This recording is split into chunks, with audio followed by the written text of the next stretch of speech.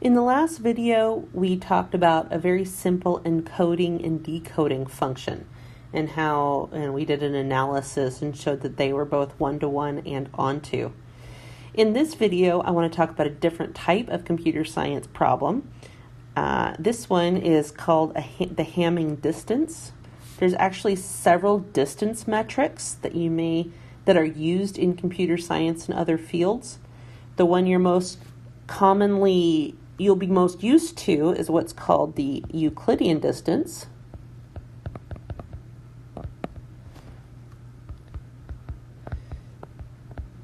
And the Euclidean distance is designed if we have a set of Cartesian coordinates. Right, this should look very familiar to you. And we have 2 points. These 2 points, and they're labeled. All right, we have x1, y1, and x2, y2. Then the Euclidean distance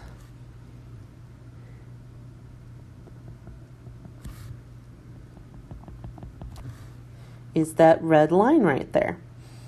So we use the formula distance equals square root of x2 minus x1 squared plus y2 minus y1 quantity squared, right? And that's going to give us what's known as the Euclidean distance. It turns out there's other distance metrics, though. There's one called the Manhattan distance,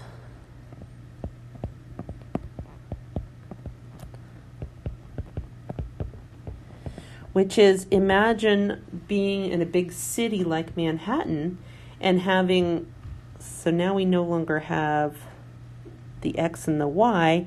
Now instead we have a bunch of streets, right? And they form a grid. And so the question is, if I ask the distance between these 2 red points here, now Euclidean distance no longer makes sense. What we sometimes call that as the crow flies. But in a city, if you were to go from one of these red points to the other, you're not going to be able to go through buildings at a diagonal. So instead, you're going to have to, follow the streets. And maybe you do something kind of funky like that. And you're going to find out that the distance, if we measure each block as 1, is going to be 1, 2, 3, 4, 5. So this is going to have a distance of 5, which may be very different than the distance as the crow flies. Right? Its Manhattan distance is more like, how does the car drive? Now, in this example, we're going to talk about a third kind of distance metric called the Hamming distance. And we'll get into more of that on the next page, but it turns out this is very useful in fields like bioinformatics, which is why we have this DNA strand right here. Now, before we get into this, there's one more term I'd really like to talk about, and that is known as the Cartesian product. So this is something we'll use when we talk about the Hamming distance. If I have 2 sets, this set has elements A and B, and this other set has elements, say, C and D. If I cross these, I'm going to get a new set made up of pairs. And the way I do this is I take an element of A, from the first set, and an element from the second set, and I put those together in a pair. And then I do this in all possible ways. So then I take that A again and I match it with the D. So we get AD.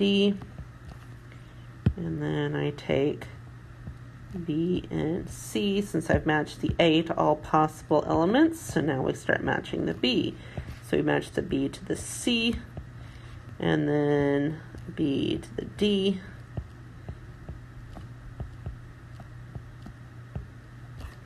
and this is called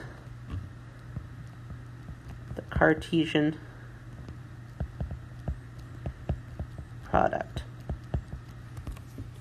So there's sort of a lot going on this front page. We've talked about a couple different distance metrics, and we've got this Cartesian product going on. So let's get to talking about the Hamming distance, which is our actual goal for this video.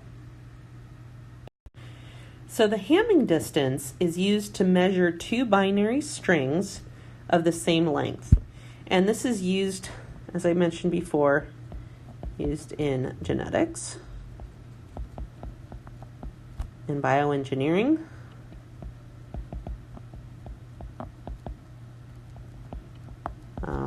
bioinformatics, and so on.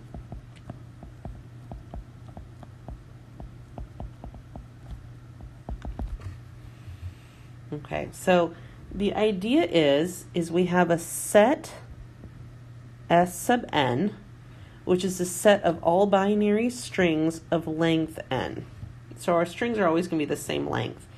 Now, here's that Cartesian product that we talked about on the previous slide. So this is actually a single set right here, right? This is the set where if I take, remember S of n is the set of all zeros and ones of length n. So S of 2, for example, is going to be 0, 0, 0, 1, 1, 0, 1, 1, right? It's every possible binary string of length 2. And so in this case, the Cartesian product of S sub n cross S sub n would be, or S of 2 cross S of 2, we'd have pairs. So first I'll have 0, 0 with 0, 0. And then I would have 0, 0 with 0, 1. And then 0, 0 with 1, 0.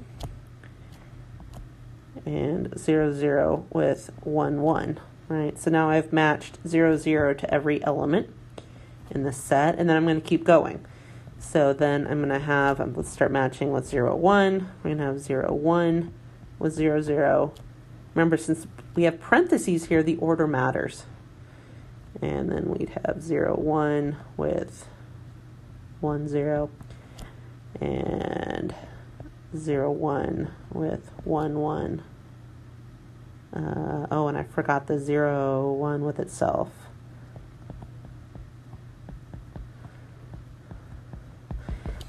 Anyhow, you can see that this set, this Cartesian product, is much bigger than S sub n. Okay, so that is our input. And what that means is that my input, I actually have two numbers, right? So if we were doing S sub 2, my input's going to consist of two values, not just one. I'm giving it two. You can think about writing a program where your parameters, you have two parameters instead of one. That's kind of what this means. And that each parameter is an element of S sub n. Okay, so that's our domain. The codomain is then going to be a non-negative integer. So here's the idea. If I have a pair of strings, let's call them S and T, and they're both of length n because they're in this Cartesian product of S of n, I'm going to define the Hamming distance as the number of positions in which S and T have different values. So looking over here at this picture, we want to see which columns are different. This column's the same, this column's the same. I found one that's different. Right? This column's the same, this column's the same. Again, I found one that's different. Let's highlight it. And this column's the same. So here, remember, this is the difference. The Hamming distance represents the difference. The difference in these two strings is 2. Okay, so given these two strings as input, the Hamming distance between them is 2. Let's do another. So here I've got two more examples, right? I take two numbers as input, and I'm going to notice that the second digit's different. So is the third. The fourth is the same. The fifth is different.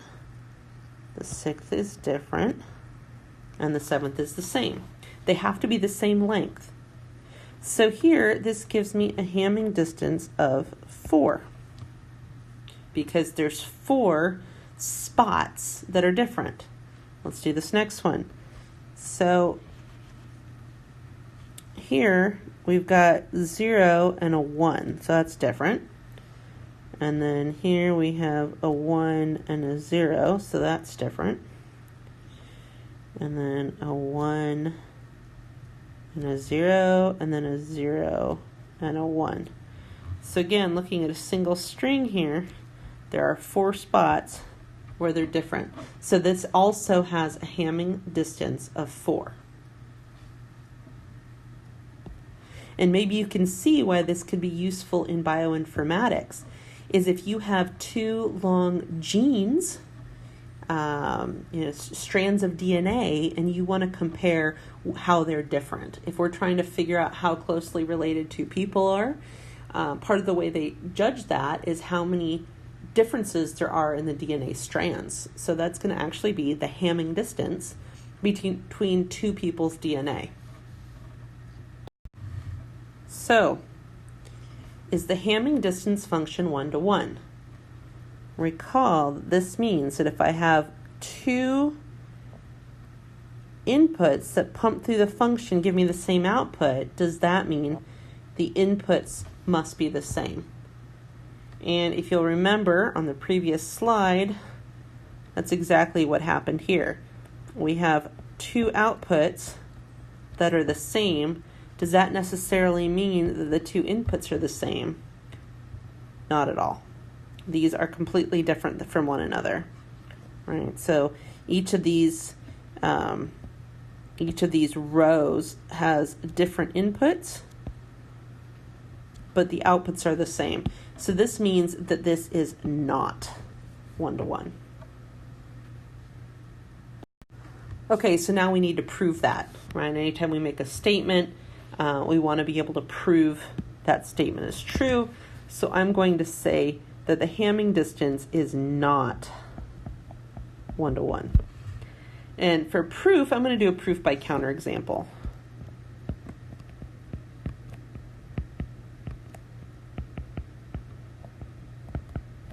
Which you can do when proving a universal statement false, which is exactly what we're doing. So I'm going to use a simple, we could use the one on the previous page, but let's do an even simpler one.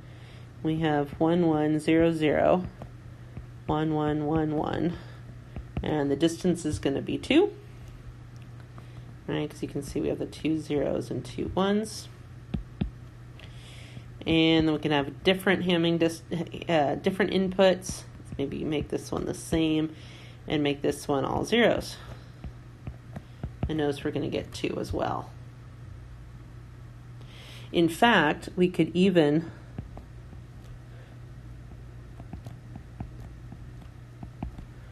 change the length of the inputs.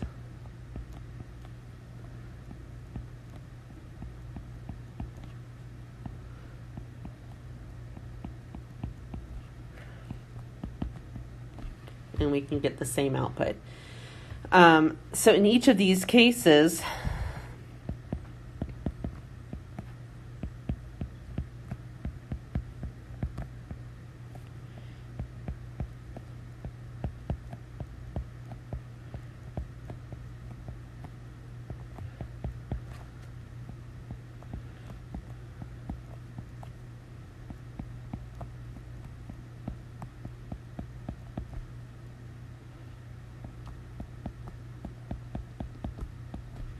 right? Just because we got the same outputs does not mean we have the same inputs.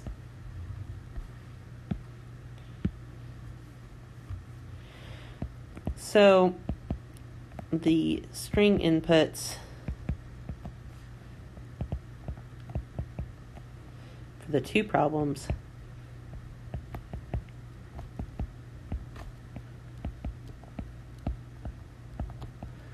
are not equal. And remember, that is what would be required by the definition. Okay, so you may be wondering why I can do a proof using an example here, but I couldn't use a proof by example in the previous video. And again, the reason is here I'm disproving a universal conditional statement. So if I can find any example that disproves it, I've disproved it, because I'm claiming in a universal conditional statement, I'm claiming that it works for all inputs. Well, here's some inputs that it doesn't work for, so it no longer works for all. Might work for some, but not all. So therefore, the Hamming distance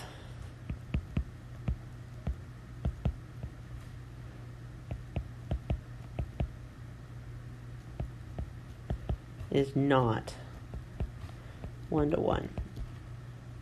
We could not have used an example to prove that it was, but we can use one to prove that it's not. So, next question, is the Hamming distance function onto? Now this one's a little tricky. Let's recall the definition, right? So if we go back a bit, we can see the definition here. Just to make this a bigger mess, let's circle the definition. I'm going to rewrite that on the other page.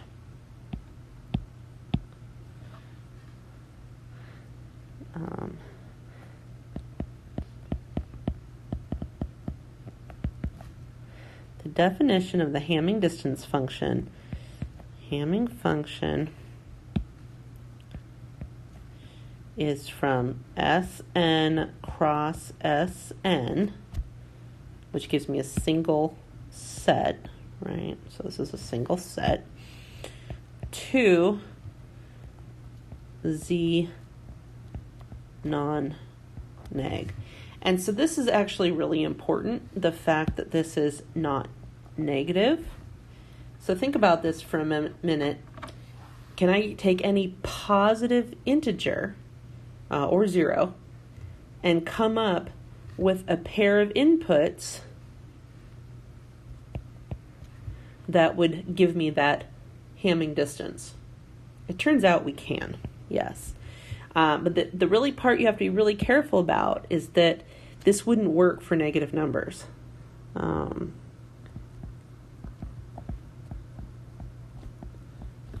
No, for some, let's call it different. If we had, I'll call it H hat, S of n cross S of n to Z. This would not work. And we'll do an example. So for example, if I give you -5, can you come up with two sets that have -5 differences between each other, or two binary strings that have -5 differences? That doesn't make any sense. So if this were the function, this would not be onto. But since that isn't the function, our function only includes non-negative outputs, this does actually work. So let's do a proof. So we're claiming that this is onto. And remember, the way that we prove that a function is onto is that if we have any element of the codomain, which in this case is a non-negative integer. So here we have y. We want to show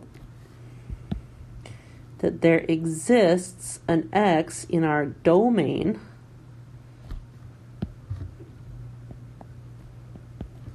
such that f of x equals y. Right. Well,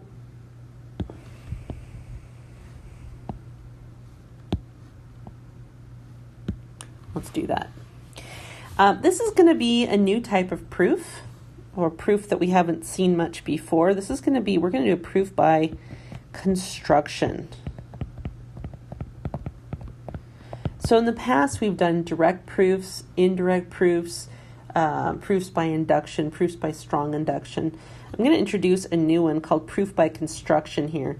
And the idea behind a proof by construction is, imagine if I said I could build a bridge across the river, and you said, yeah, prove it.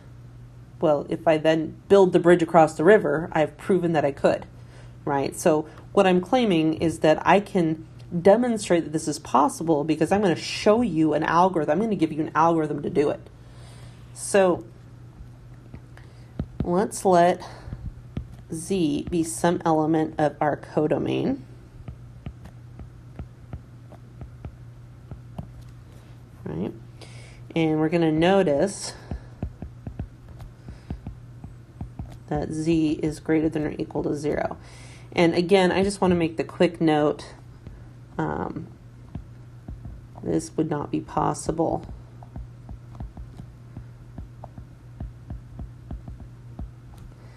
if the codomain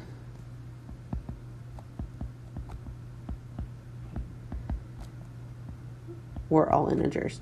And this is going to be one of the things you really need to keep your eye on with these proofs, and you need to be super careful about what your domain, your codomain, what your sets are, because if I were to be tricky, I might give you a problem like this, but not include the non-neg part. And you would need to catch that meant that negative numbers were allowed, and there's no such thing as a distance of -5 spots. Okay. So we want to show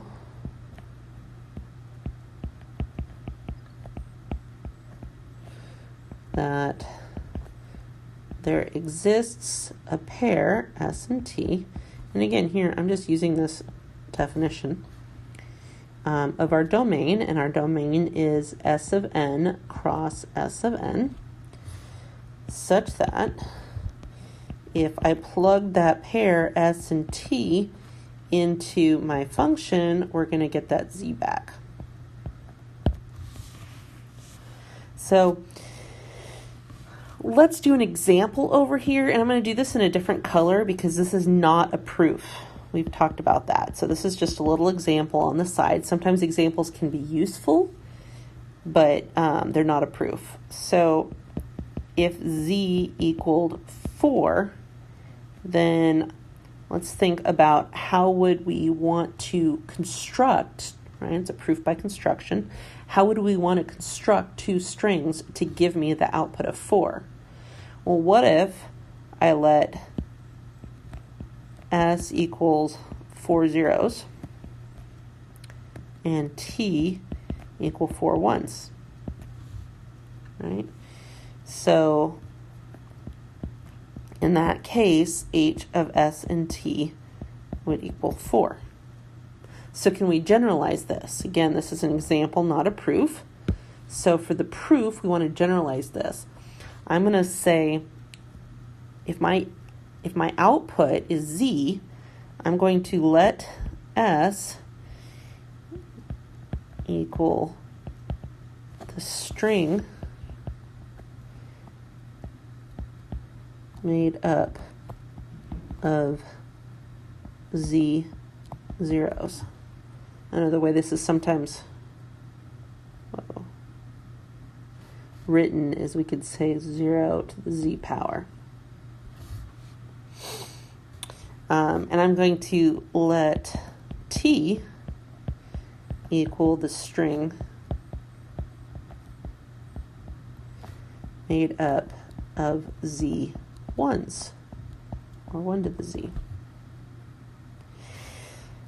And since S and T have length C,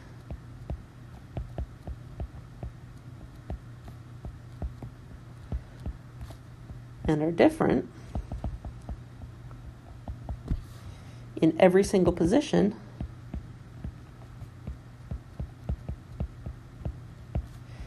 we know that H of S and T is going to be Z. Right? So I've generalized this idea. But hopefully you can see why this is a proof by construction, is I'm constructing the answer. Right. So, therefore, H is onto, because we didn't include negative numbers. Now, what if Z were 0? Well, then I would just have 2 strings of 0 length. So, that's not super exciting, but since the empty set is an element of, there's a subset of each set, but we can say that in this case, since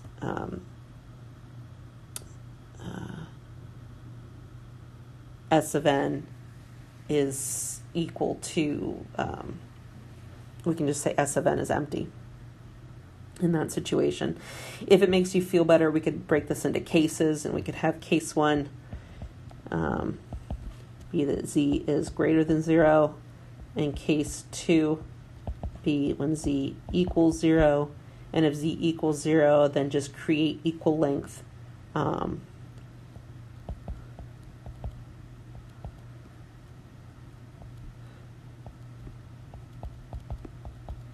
strings that are the same, so there's no difference.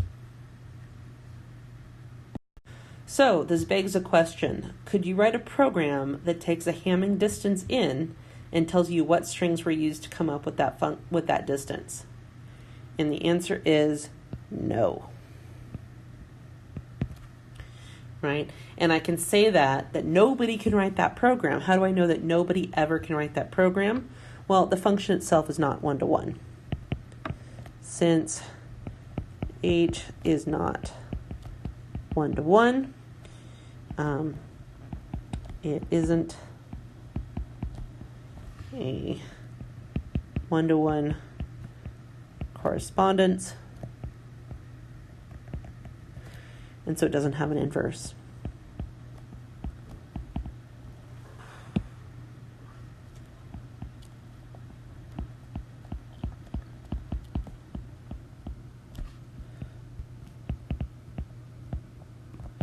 And if there's no inverse, we cannot undo it.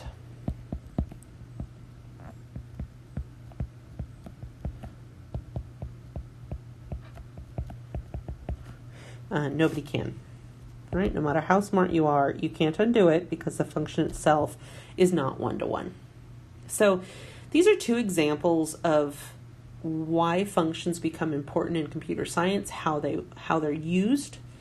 And as you can see, by understanding the Hamming distance function here, I can state that nobody, no matter how smart, can undo it because the function itself is not one-to-one. So understanding that property helps me, if my boss told me to write this program, I could say, no, that's not possible because H is not one-to-one.